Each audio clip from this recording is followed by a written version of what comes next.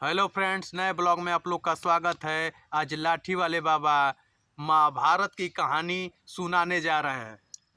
महाभारत की कहानी। लाठी वाले बाबा समाज को देख करके बड़ा चिंतित हैं। कोई परिवार एक में सटा है, ठीक है, कुछ दिन चल गया, फिर अलग होने पर उसी परिवार में तरह तरह के झगड़ा कलह होते हैं, जो दोनों पक्ष की हानि होती है। महाभारत में कौरव और पांडव दोनों एक ही भाई थे। कौरव 100 भाई थे, जिसमें दुर्योधन बड़ा था। उन 100 भाइयों के पिता का नाम धृतराष्ट्र था। दुर्योधन के पिता का नाम धृतराष्ट्र और माता का नाम गांधारी था। इधर पांडवों के पिता का नाम पांडु, माता का नाम कुंती था। जब दोनों भाई अलग अलग हो गए, दोनों में लड़ाई छिड़ गई। दोनों श्री कृष्ण के पास गए। श्री कृष्ण सोए हुए थे। दुर्योधन गया और उनके सिरहाने बैठ गया, इसलिए कि मेरी बात को जल्दी जल्दी कृष्ण सुन लेंगे। अर्जुन जी गए तो गोड़तार बैठ गए। कृष्ण जी जानते थे सारी कहानी। पूछे दुर्योधन से पूछे कि बताइए क्या हाल है। दुर्योधन कहा कि हम लोग में हिस्सा और बंटवारा की बात है।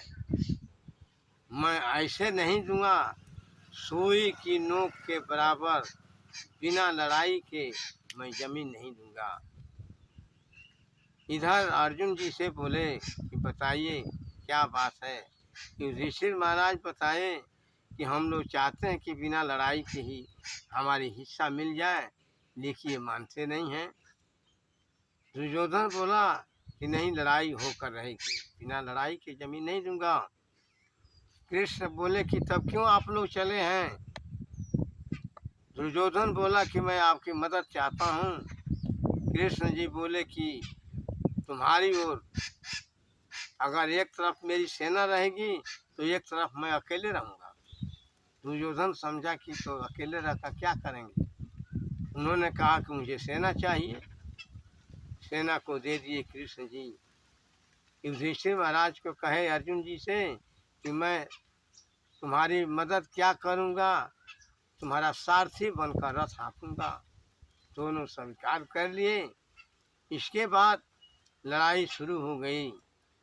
यह लड़ाई जो है बाल महाभारत की है। बाल महाभारत यानी शुरुआत की लड़ाई है।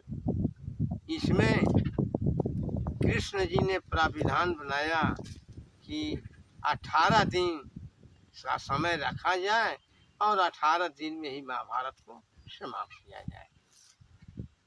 ठीक ऐसा ही हुआ। बड़े बड़े वीर दुर्योधन की ओर गए, लेकिन दुर्योधन को पता नहीं था कि सारी दुनिया का जो सृष्टि करता है वो अर्जुन की तरफ है। लड़ाई होती रही। कौरव पक्ष के भारी भारी वीर मारे गए। अंत में पांडवों की विजय हुई। 18 दिन का समय बीत गया। जब पांडवों की विजय हो गई तो अपने पुरखे पुराने भीष्म पितामह के पास गए। भीष्म पितामह जी आशीर्वाद दिए। कहे पांडवों से कि ठीक है, अच्छी तरह से राजकाज करना, यही आशीर्वाद दिए। उनकी इच्छा थी कि मैं महाभारत की लड़ाई देख लूँगा, किसकी विजय है, तो भी विमान आएगा वो मैं जाएंगे। ठीक उसी समय विमान आया और भीष्म पितामह जिंदे जिंदे विमान पर चले गए।